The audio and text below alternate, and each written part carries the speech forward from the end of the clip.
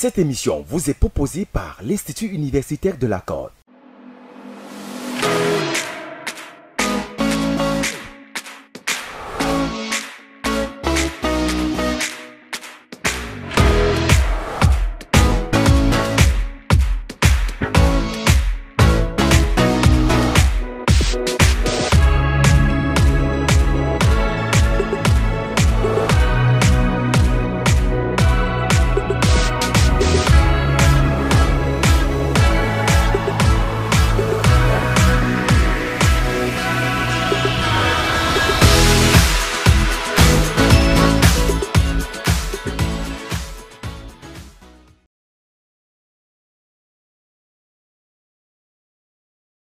Bien le bonjour, nous nous retrouvons aujourd'hui dans cette salle pour notre deuxième leçon qui s'inscrit dans le cadre de l'étude de l'œuvre du professeur Ebenezer Njomwele intitulée « De la médiocrité à l'excellence ».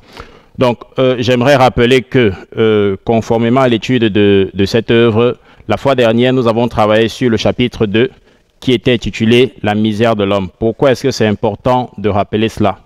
Eh bien parce que l'ensemble des concepts que notre auteur analyse se présentent comme étant des concepts qui doivent être compris de conséquence en conséquence. C'est-à-dire que les éléments qui étaient présents dans le cadre du chapitre 2 sont des éléments avec lesquels il faut avancer comme acquis pour la compréhension des chapitres qui suivent. Eh bien, conformément à cela, nous avons dit dans le chapitre 2 que Njomwele remettait en question la manière avec laquelle l'opinion commune conçoit la misère de l'Africain des pays sous-développés. Parce que pour ce dernier, sa misère se limite à la famine. Alors ce que nous avons établi du point de vue de notre auteur consistait à établir que la misère ne se réduit pas à la famine parce qu'il y a une autre forme de misère dont souffre l'Africain des pays sous-développés. Cette forme de misère que Njomwele a appelée la misère objective. Une misère qui se caractérise par l'irrationalité dans le comportement et l'absence de liberté.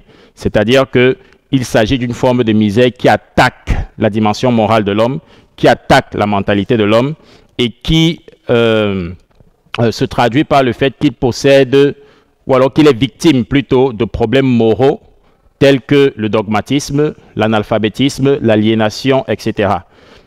Bien sûr, tout cela doit être compris dans le cadre de ce que Njomwele cherche à faire une théorie humaine du développement, c'est-à-dire qu'il s'agit de développer l'humain, puisque lorsqu'on parle de l'humain, en philosophie, il s'agit de l'être doté de raison, donc il s'agit de développer l'homme en tant qu'il est un être doté de raison, d'où le fait que les véritables problèmes à résoudre du point de vue de la misère de l'homme ne sont pas les problèmes matériels, mais il s'agit plutôt de problèmes humains.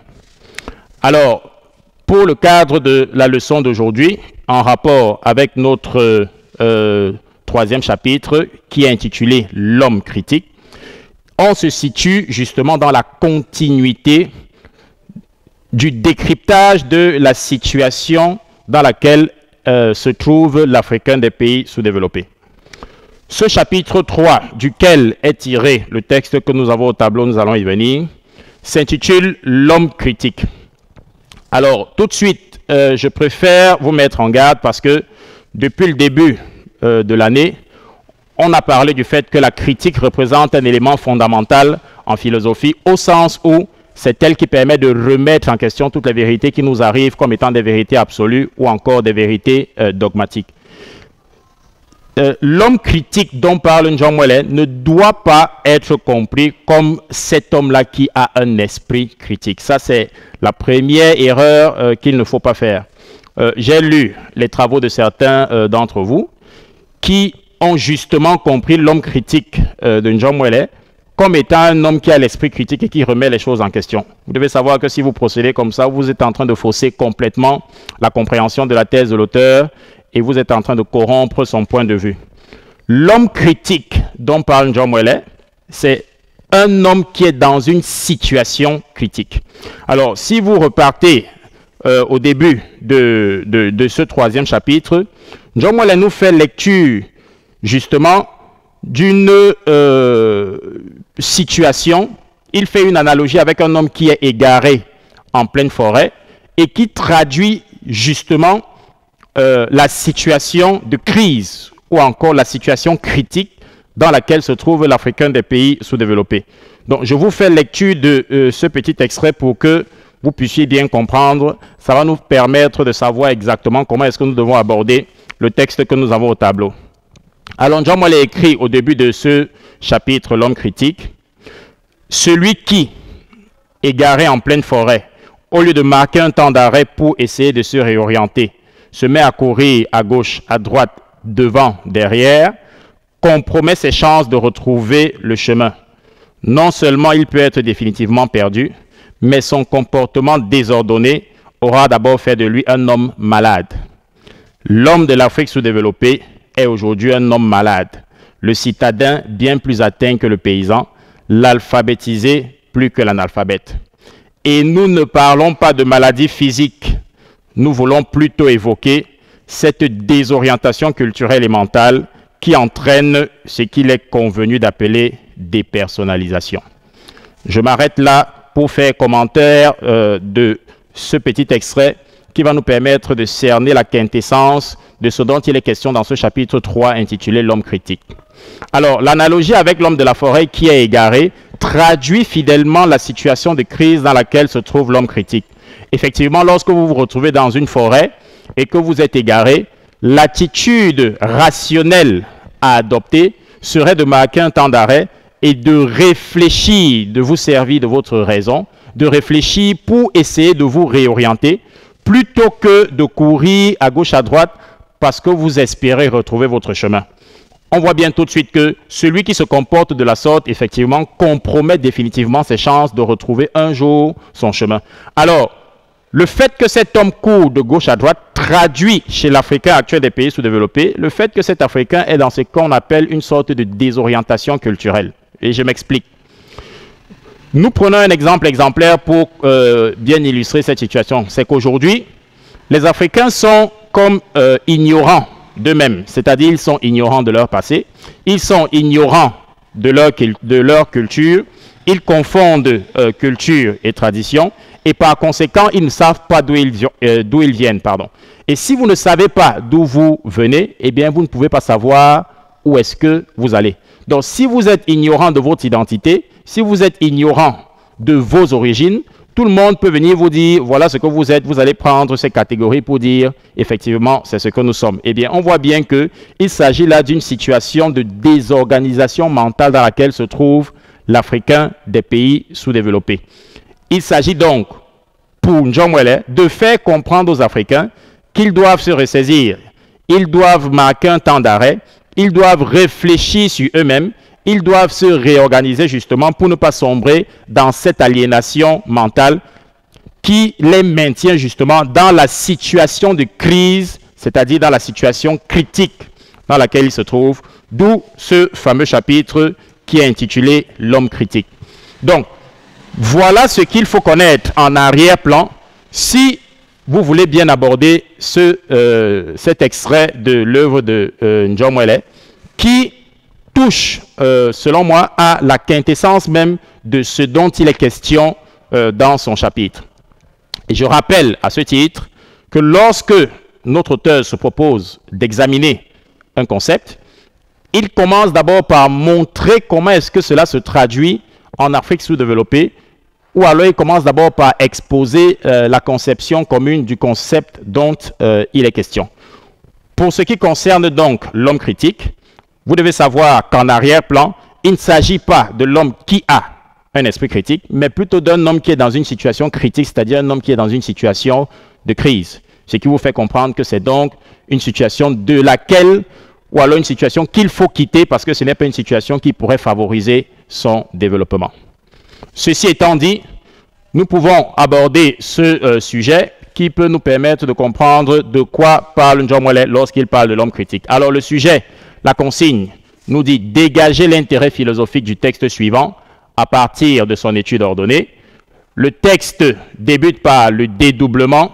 Voilà le mot par lequel jusqu'à de la consistance à de l'inconsistance. Le texte se trouve aux pages 46 à 47 et selon les différentes publication de l'œuvre de Njomwele. Ce texte peut plus ou moins se trouver quelques pages avant la page 46 ou quelques pages après la page 47. Vous savez exactement de quoi je parle. Bien, donc, nous allons rapidement faire lecture de ce texte, puisque, je vous l'avais dit la fois dernière, lorsque vous voulez aborder un commentaire de texte philosophique, avec la certitude de procéder de manière scientifique, même si vous avez le sentiment de comprendre le texte par anticipation, vous devez faire votre analyse du sujet au brouillon.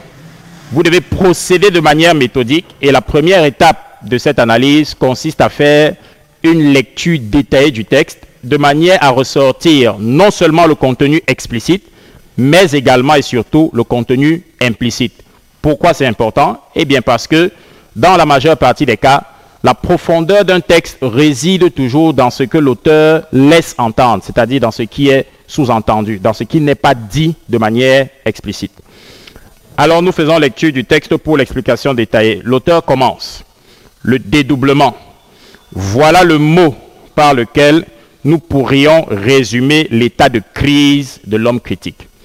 Alors cette première phrase nous dit de manière très explicite que l'homme critique est dans un état de crise. Et conformément à ce que nous avons dit tout à l'heure, pour ce qui concerne ce qu'il faut avoir en arrière-plan pour aborder ce texte, on comprend que cet état de crise est une situation fâcheuse. C'est une situation problématique de laquelle doit sortir l'Africain des pays sous-développés s'il veut favoriser son propre développement. Eh bien, cette situation de crise, nous dit Njomwele, se traduit par ce qu'il appelle le dédoublement. Si ça se traduit par ce qu'il appelle le dédoublement, ça veut dire que l'Africain des pays sous-développés est un homme dédoublé. Et qui dit dédoublé, dit double personnalité. Double personnalité. Le dédoublement dont parle Njomwele se traduit par deux éléments principaux, donc deux caractéristiques, la fausseté et l'inauthenticité. Cela nous fait donc comprendre que l'homme critique de l'Afrique sous-développée est un homme faux, c'est un homme inauthentique. Quelqu'un qui est faux, par opposition à ce qui est faux, c'est quelqu'un qui n'est pas vrai. Donc quelqu'un qui se présente avec un visage qui n'est pas le sien. Quelqu'un qui est inauthentique n'a rien de particulier, il n'a rien de spécifique, il n'a rien d'original, il n'a pas ou alors ne connaît pas son identité. Donc lorsque l'auteur nous fait comprendre que qui dit dédoublement dit fausseté et inauthenticité, il faut entendre ce que nous avons dit tout à l'heure. Nous poursuivons la lecture du texte. L'Afrique sous-développée est certes pleine d'hommes sous-alimentés et affamés, mais elle est surtout pleine d'hommes masqués. Certains se sachant masqués, d'autres pas. Les premiers se confondent parfois avec les seconds, sans qu'on puisse voir qui enlèvera le masque de l'autre après s'être démasqué lui-même ou après l'avoir été par un autre. Bien. À travers cette phrase, nous voyons que lorsque l'auteur nous fait comprendre que l'Afrique sous-développée est pleine d'hommes masqués, lorsque vous portez un masque, vous présentez un visage qui n'est pas le vôtre. Interprétation faite lorsque cela est appliqué à l'Africain des pays sous-développés, eh bien nous comprenons que selon Njomwele, l'Africain des pays sous-développés se présente au monde avec un visage qui n'est pas le sien. Ce qui nous permet de légitimer cette compréhension de Njomwele, c'est simplement un constat qu'on peut jeter sur l'Afrique actuelle.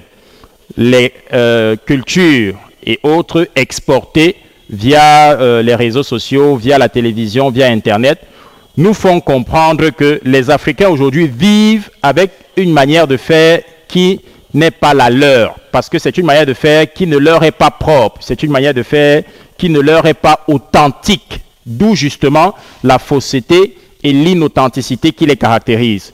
Et donc cela est de nature à nous faire comprendre que conformément à ce que nous avons dit au départ, en rapport avec la situation de crise dans laquelle se trouve l'homme critique, eh bien l'Africain des pays sous-développés est comme au carrefour des valeurs. Parce qu'il a par exemple d'un côté la culture occidentale qui est en train de l'assiéger, la culture asiatique, etc. Mais lui-même ne sait pas d'où il vient. Donc ce qui fait qu'il reçoit toutes ces influences qu'il adopte sans savoir qui il est, D'où la fausseté qui le caractérise et d'où le fait qu'il se présente au monde avec un visage qui n'est pas le sien. C'est pour ça que le qualificatif d'homme masqué lui est attribué. L'auteur conclut: le problème du développement n'est donc pas de donner à manger à cet homme-là. Alors, je disais tout à l'heure, lorsque nous avons commencé par rappeler ce dont il était question dans le chapitre de la misère, nous disions que l'Africain des pays sous-développés estime que sa véritable misère se limite à la famine. Puisque Njomwale montre que la situation de crise dans laquelle se trouve l'Africain des pays sous-développés est d'abord une situation de crise culturelle, mentale, eh bien le problème du développement doit chercher à résoudre prioritairement ce problème mental que subit l'Africain des pays sous-développés. Raison pour laquelle il dit que le problème du développement n'est donc pas de donner à manger à cet homme, mais plutôt de le transformer. Alors l'homme critique doit être transformé, parce que nous l'avons dit, l'homme critique, c'est l'homme qui est dans une situation de crise. Qu'est-ce qui fait sa crise? C'est la fausseté et l'inauthenticité qui le caractérise. Si le but du développement, c'est de le transformer, alors il suit que le but du développement consiste à supprimer la fausseté et l'inauthenticité qui caractérisent l'homme critique, le plongeant ainsi dans la situation de crise dont il est question. De supprimer sa duplicité, de substituer de la consistance à de l'inconsistance. Le but du développement est de supprimer la duplicité dont souffre l'homme critique. Ça veut dire que l'objectif final du développement est de faire en sorte que cet homme puisse être un homme vrai et non plus faux, de faire en sorte que cet homme puisse se retrouver, c'est-à-dire qu'il puisse retrouver son authenticité. Donc, voilà lecture faite de cet extrait. Avant de poursuivre avec notre deuxième étape qui porte sur l'identification du thème, j'aimerais rappeler que vous devez faire attention lorsque vous avez un extrait qui est faible, parce que généralement, vous avez plutôt l'impression que si l'extrait de texte qui vous est soumis a une plus ou moins grande taille, ça veut dire que c'est compliqué. Au contraire, ce sont les textes de faible taille qui sont plus compliqués parce qu'ils sont plus compacts et donc ils vous demandent de ressortir beaucoup plus les contenus implicites dans le texte. Alors qu'avec les textes qui ont une assez grande taille, les explications peuvent être diverses et variées. Donc, une fois achevé notre lecture détaillée, nous pouvons maintenant passer à l'identification du thème du texte. Et vous savez très bien comment est-ce que nous procédons. Pour identifier le thème du texte, nous devons ressortir le champ lexical dominant. C'est-à-dire que nous allons, après lecture du texte, procéder de manière scientifique pour déterminer un ensemble d'éléments ou de mots qui tournent autour de la même notion. Et c'est cette notion-là ou ce concept-là qui représente le champ lexical qui est justement le thème de notre texte. Alors, si on se fonde sur l'explication que nous avons donnée tout à l'heure, il n'est pas sorcier de se rendre compte que le texte porte justement sur l'homme critique. Puisque nous disons généralement que le thème, c'est ce dont il s'agit, mais c'est une interprétation un peu générale qui ne permet pas souvent aux élèves de savoir exactement de quoi il est question. Donc, ce dont il s'agit, ce dont parle le texte, si vous voulez l'identifier, trouvez le champ lexical dominant et vous saurez que dans ce texte, l'auteur parle de l'homme critique. Par exemple, il dit que l'homme critique est dédoublé, il dit que l'homme critique est faux et inauthentique. Les caractéristiques de fausseté et d'inauthenticité sont appliquées à l'homme critique. Il dit qu'il est sous-alimenté, il dit qu'il est inconsistant, etc. Donc, de la même manière que la compréhension d'un texte nécessite que vous ressortiez le contenu implicite, il faut aussi vous appuyer sur un champ lexical implicite si vous voulez déterminer de manière adéquate le thème dont il est question.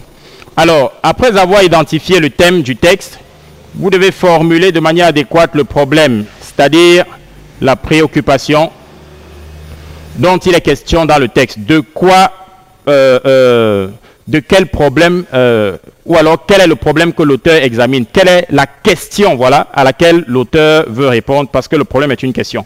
Alors, ce problème est lié au thème.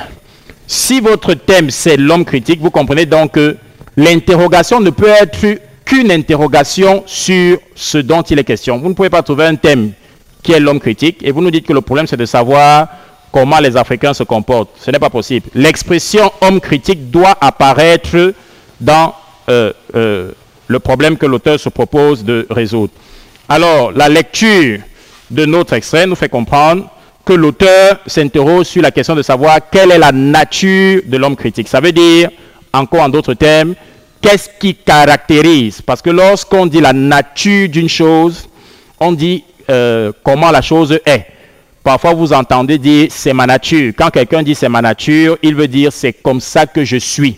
Je suis inauthentique, je suis faux. Alors, ces éléments caractéristiques traduisent la nature d'une chose. Donc, quand on parle de nature, de définition, de signification et même de caractéristiques, tous ces éléments-là ne sont pas des éléments différents. Ce sont des éléments qui renvoient à la même réalité. Si bien que nous pouvons dire qu'ici, l'auteur veut examiner le problème de savoir quelle est la nature de l'homme critique. Donc, vous voyez très bien que le concept réapparaît, le thème, pardon, réapparaît dans la formulation du problème. Quelle est la nature de l'homme critique? Notre quatrième étape de l'analyse consiste à formuler la thèse que l'auteur soutient dans ce texte. Si le problème est de savoir quelle est la nature de l'homme critique, eh bien vous comprenez que la thèse est simplement la réponse à cette question. Et d'après la lecture de notre texte, la thèse est simple. C'est que l'homme critique est un homme qui est dédoublé. C'est que l'homme critique est un homme qui est faux et inauthentique. Alors on souligne que d'après notre auteur, John Mwele,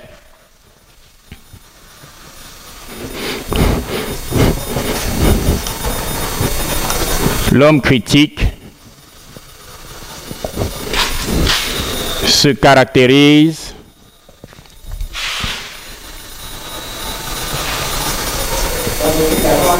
par le dédoublement.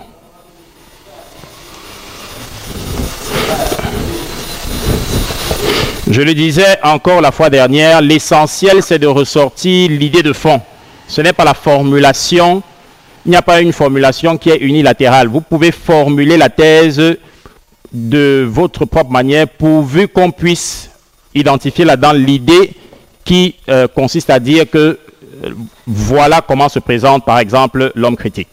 Bien, une fois que nous avons achevé avec la thèse de l'auteur, nous devons maintenant identifier les articulations.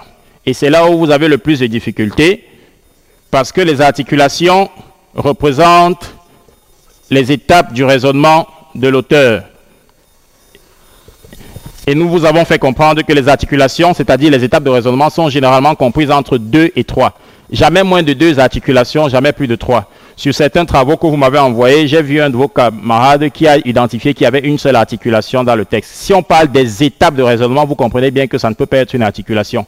Et si vous trouvez 4 articulations, vous en faites un peu trop. Donc vous devez rester dans le cadre de 2 ou bien de 3 articulations. Alors lorsqu'on lit le texte, on se rend compte qu'il y a 2 articulations dans ce texte. Deuxième mise en garde, évitez de nous faire un découpage linéaire du texte.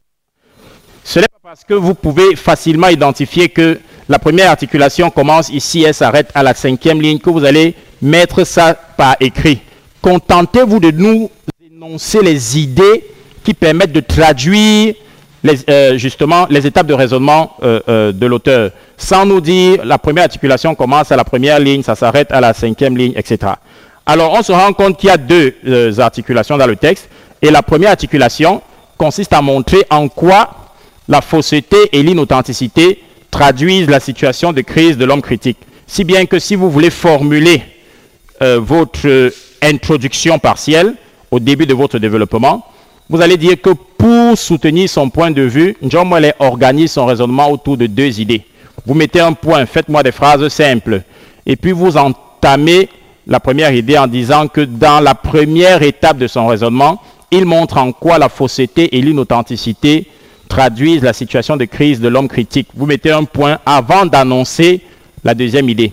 Donc je vois certains de vos camarades qui me produisent une introduction partielle et ils mettent le point à la fin simplement. Non, faites-moi des phrases simples, faites-moi des phrases courtes. Ça vous évitera de faire des erreurs syntaxiques de telle sorte que vous produisez une argumentation qui a un non-sens. Alors nous disons que dans notre première articulation, l'auteur montre en quoi, dont l'auteur montre en quoi la fausseté et l'inauthenticité traduisent la situation de crise de l'homme critique. Et l'inauthenticité traduisent la situation de crise de l'homme critique. Ça veut dire que lorsque vous allez vous retrouver dans votre première articulation au développement, eh bien, vous allez insister sur cette idée en faisant ressortir comment est-ce que ces deux caractéristiques que sont la fausseté et l'inauthenticité montrent que l'homme critique est dans une situation de crise. Alors, notre deuxième articulation, quant à elle, se situe au niveau, vers la fin du texte. L'auteur dit que le problème du développement n'est donc pas de donner à manger à cet homme. Le problème du développement, c'est de transformer cet homme. Ça veut dire qu'il assimile au développement une finalité. Il montre que la finalité du développement, c'est justement de supprimer, la duplicité, voilà, dont souffre l'homme critique. Parce qu'ordinairement parlant, les gens s'imaginent que le développement doit leur fournir bien matériel et résoudre les problèmes tels que les problèmes de consommation. Puisque John Moyle a établi que les problèmes de consommation ne sont pas leurs véritables problèmes, mais que leurs véritables problèmes sont liés aux problèmes de mentalité, alors il conclut que le problème du développement est donc de résoudre prioritairement ces problèmes de mentalité. Ce qui nous fait donc dire que notre deuxième articulation consiste à dire que selon John Moyle, la finalité du développement est de supprimer la duplicité dont souffre l'homme critique. Et c'est ça que nous notons donc. Le but du développement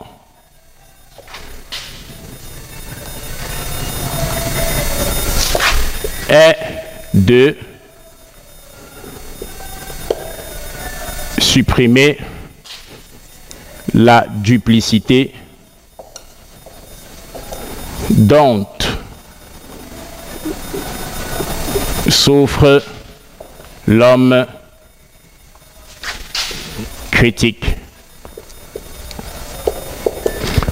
Nous avons déjà vu que cette duplicité se traduit par la fausseté et l'inauthenticité. Avant de passer à notre dernière étape, je fais un rappel ici pour ce qui concerne les articulations. Certains d'entre vous vont dans le texte copier des bouts de phrases qu'ils considèrent comme étant les articulations. Ça ne tient pas la route. Les articulations, ce sont des sous-idées qui sont toujours contenues de manière implicite. Je dis bien toujours. Donc, si vous allez copier des phrases en supposant que une phrase concise que vous copiez représente une articulation, je vous garantis tout de suite que vous allez vous tromper. Donc, faites cet effort parce que l'identification des articulations ne se fait pas comme ça du jour au lendemain. C'est en traitant les textes au fur et à mesure que vous allez réussir à travailler votre intuition scientifique de manière à déterminer que lorsque vous êtes dans un texte, eh bien, vous percevez de manière intuitive que l'auteur à tel ou à tel niveau est en train de parler de cela. Mais cette intuition ne vient pas de nulle part. Elle vient de ce que vous êtes capable de faire une bonne analyse de votre texte pour que ça vous mette sur la voie des éléments que vous pouvez déterminer pour ce qui concerne les étapes de son raisonnement. Donc, maintenant, nous achevons avec la problématique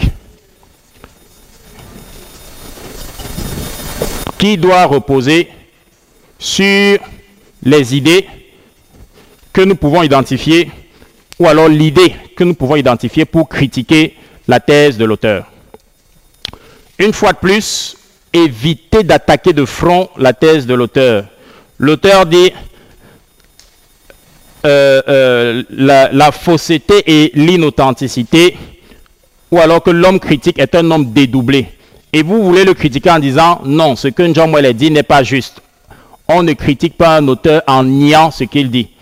Critiquer un auteur ou alors remettre en question la pensée d'un auteur, c'est présenter les limites de son point de vue. Ou alors essayer d'élaborer un cadre nouveau dans lequel la pensée de l'auteur ne tient pas. Donc évitez d'attaquer de manière frontale la thèse de l'auteur Parce que les philosophes écrivent, et quand ils écrivent, ce qu'ils posent, c'est généralement très subtil. Donc vous ne pouvez pas dire ce que dit l'auteur n'est pas vrai. L'auteur se trompe totalement. Évitez ce genre de tournure parce que ça donne l'impression que vous êtes quelqu'un de prétentieux. Critiquez plutôt l'auteur en vous appuyant sur les sous-idées de son texte. Parce que si vous pouvez remettre en question les sous-idées qui constituent le fondement de sa thèse principale, alors ça signifie que vous remettez en question son point de vue général. Comment est-ce que nous pouvons donc critiquer l'auteur ici? Eh bien, lorsqu'on lit le texte, on se rend compte à un moment donné que John Mollett nous fait comprendre que le problème du développement n'est donc pas de donner à manger à cet homme, c'est-à-dire à l'homme des pays sous-développés. Nous sommes en Afrique sous-développée, donc ce que dit John Mollett nous concerne directement. John Mollett a établi que le véritable problème dont souffre l'Africain des pays sous-développés, c'est un problème de duplicité, de dédoublement, qui se traduit par la fausseté et l'inauthenticité. Et c'est en raison de cela qu'il estime que la finalité du développement est prioritairement de résoudre ce problème et non de donner à manger à cet homme. La question que nous pouvons lui poser, c'est si le développement ne doit pas donner à manger à cet homme, qui doit le faire? Puisqu'en Afrique sous-développée, les véritables problèmes premiers auxquels les Africains sont quotidiennement confrontés, c'est justement ces problèmes qui sont liés à la garantie de la survie, c'est-à-dire des problèmes qui sont liés à la jouissance de la sécurité. Lorsque un Africain sort de chez lui le matin, il est d'abord préoccupé par les questions de garantie de la survie. Il doit par exemple s'assurer que sa famille a mangé, il doit payer un loyer, il doit payer des factures. Il s'agit là de problèmes de subsistance. Les questions d'ordre moral ou alors les problèmes qui attaquent la mentalité, dans la tête de cet Africain-là, sont donc des problèmes qui viennent après. Eh bien, si on prend en considération cet état de choses, il suit logiquement que si l'Africain des pays sous-développés est quotidiennement confronté aux problèmes de subsistance, eh bien, ce sont ces problèmes de subsistance que doit prioritairement résoudre le développement. Vous voyez qu'en procédant de cette manière, on ne dit pas que l'auteur a tort, mais nous attaquons la relation de priorité qu'il établit en disant que la finalité du développement doit prioritairement être de résoudre le problème moral. Vous n'allez pas demander à un Africain de cultiver son esprit critique alors qu'il a faim. Vous n'allez pas demander, par exemple, à un Africain d'aller commencer à réfléchir sur les grandes théories capitalistes, sociologiques et autres alors qu'il n'a pas de quoi manger. Vous savez ce qu'on dit ordinairement, ventre affamé n'a point d'oreille. Alors, si on s'appuie sur ce constat, eh bien, nous déduisons que les problèmes prioritaires que doit résoudre le développement, ce sont d'abord les problèmes d'ordre matériel. Le développement doit commencer, même s'il ne s'arrête pas là, il doit commencer par garantir la sécurité de sa population. Une fois la sécurité de sa population garantie, les questions d'ordre moral viendront après. Donc voilà l'élément sur lequel nous pouvons nous appuyer pour critiquer la thèse de l'auteur. Vous savez comment est-ce que nous procédons. Il vous suffit juste d'exploiter cette idée-là afin de la poser dans une question qui vous permet de remettre en question la thèse de l'auteur. Alors ça peut nous donner quelque chose comme ceci. Alors nous allons dire, mais si on tient que les problèmes quotidiens auxquels sont confrontés les Africains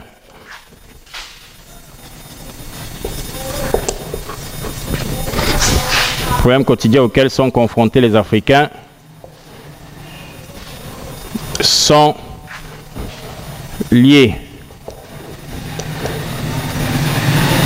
à leur survie, virgule, alors, donc, n'y a-t-il pas lieu de penser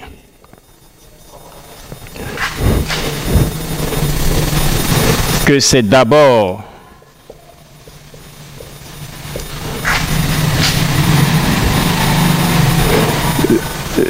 ces problèmes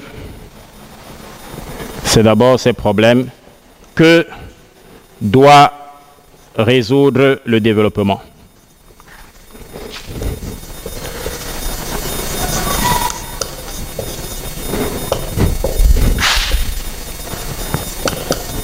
Voilà. Je rappelle que cette question, vous la formulez avec le modèle logique de mathématiques hypothético-déductif. Donc, vous formulez votre hypothèse et c'est en fonction de cette hypothèse que vous tirez votre déduction. Mais attention, une fois de plus, attention à la constante que vous utilisez. Parce que lorsque vous utilisez la constante, alors comment comprendre que le postulat ne peut pas avoir la même valeur que la thèse? Alors que dans la constante, n'y a-t-il pas lieu de penser que le postulat et la déduction ont une valeur qui est opposée directement à la thèse de l'auteur du sujet? Raison pour laquelle vous pouvez procéder de cette manière et ne pas oublier que la constante que vous utilisez, c'est la constante, n'y a-t-il pas lieu de penser que. Une fois que vous avez achevé avec cette analyse du sujet au brouillon, vous pouvez donc maintenant démarrer tranquillement la rédaction de votre devoir complet en respectant scrupuleusement la méthodologie qui a été prescrite lorsque nous étions encore en situation de classe. Donc, vous voyez bien que si John Mwele, pour nous résumer, estime que l'Africain des pays sous-développés est dans une situation critique, cette situation critique est une situation moralement désapprouvante. Il s'agit d'une situation de crise. L'homme critique de John Mwele, c'est l'Africain qui aujourd'hui ne sait pas qui il est faux. C'est l'Africain qui aujourd'hui n'a pas de particularité ou de spécificité, il est inauthentique, il est dépersonnalisé et par conséquent, il ne sait pas où il va. Raison pour laquelle, si on veut promouvoir son propre développement, on doit d'abord supprimer la duplicité dont il souffre. J'espère que vous ferez bon usage de ce chapitre, des explications qui ont été données. Et pour toutes les questions ou les remarques que vous pourrez avoir après visionnage de ce cours, vous pouvez directement nous contacter sur l'un des numéros qui s'affiche en bas de votre écran ou bien rendez-vous sur le site internet qui convient. Je vous remercie.